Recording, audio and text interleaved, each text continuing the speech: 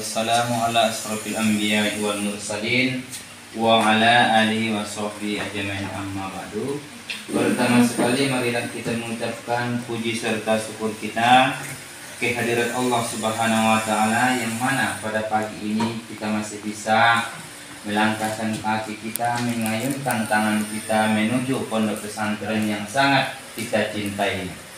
Salawat dan salam marilah kita hadiahkan buat ruh junjungan alam, yakni Nabi besar Muhammad SAW, dengan ucapan Allahumma sholli ala sayyidina Muhammad wa ala ali sayyidina.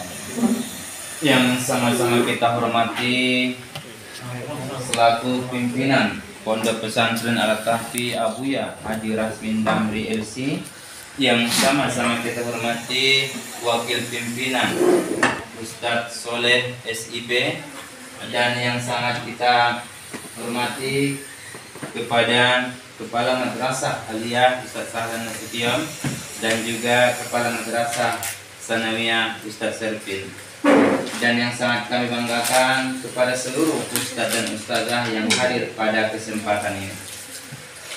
Baiklah, untuk pada kesempatan ini kami coba menyampaikan beberapa ini adalah untuk kita semua, yaitu untuk guru. 10 nasihat untuk seorang guru.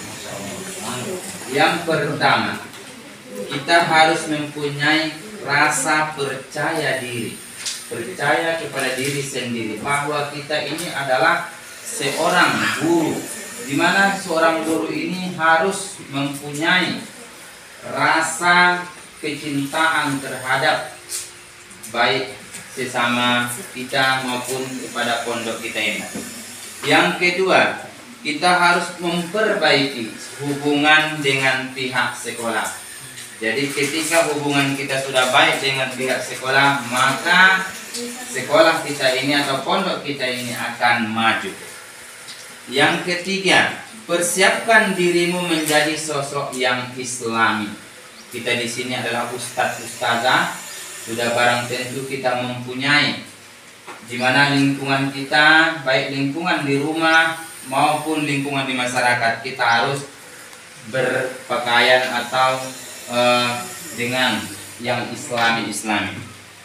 Yang keempat, berpenampilanlah yang bagus dan bertutur kata yang sopan. Jadi kita seorang guru ini harus berpenampilan, jangan kita menjadi guru itu penampilan kita tidak seperti guru. Umpamanya kita ke sekolah atau ke pondok ini, anak-anak kita suruh pakai sepatu, ternyata kita tidak pakai sepatu. Jadi penampilan itu adalah yang harus nomor satukan. Sebagaimana karena kita adalah seorang pendidik. Jadi seorang pendidik itu adalah contoh yang baik bagi santri-santri kita.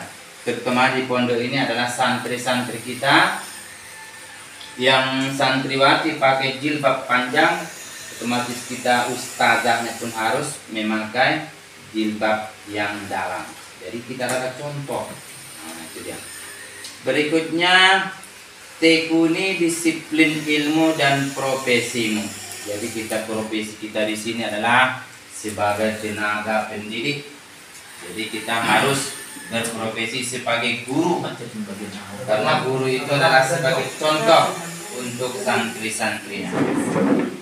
Yang keenam, perlakukanlah anak-anakmu dengan baik. Kita harus memperlakukan santri-santri kita, kalau di pondok ini kita berlakukan sebagai anak kita sendiri juga. Kalau di rumah itu anak kita juga ada. Jadi kalau di madrasah ini atau pondok ini, semua yang ada di sini adalah anak-anak kita. Jangan kita ada pilih kasih. Kalau nanti ada yang menonjol, janganlah kita bina. Atau nanti ada yang kurang apa pakaian, janganlah. Jadi kita harus perlakukan mereka sebagaimana kita memperlakukan anak kita di rumah itu. Yang ketujuh, jadilah engkau pemimpin. Nah, semua kita di sini adalah pemimpin. Pemimpin yang tertinggi di sini adalah abuya kita. Di kelas adalah guru-guru yang mengajar. Jadi pemimpin itu harus mempunyai harus berbuat baik kepada siapapun, baik kepada siswanya, kepada pimpinannya, kepada sesama. Jadi kita harus mempunyai karena kita adalah pemimpin. Yang kedelapan, biasakan untuk aktif pada kegiatan sekolah atau pondok kita ini. Jangan kita disuruh dulu baru kita aktif. Sianu, bulu tarun maligin on. Jangan. Jadi apapun kegiatan yang kita lakukan di pondok ini harus sama-sama. Kalau kita tidak sama-sama, maka pimpinan dan kepala madrasah tidak akan bisa. Jadi kita tidak, apapun kegiatan yang dilakukan di sini kita bersama-sama. Kalau kita tidak bersama, maka tidak akan jalan. Itu dia. Yang kesembilan, berdakwahlah. Jadi maksud berdakwah di sini, kita ketika masuk ke kelas itu berdakwah kita dulu. Berikan dakwah dulu kepada santri kita, motivasi. Jadi jangan kita langsung untuk belajar, karena anak-anak itu kalau langsung belajar mereka akan tidak mau menerima. Jadi kita berikan mereka 10 menit kata-kata motivasi. Nah, jadi siapa yang menyampaikannya itu adalah kita, karena kita adalah guru. Nah, sebagai motivator adalah guru.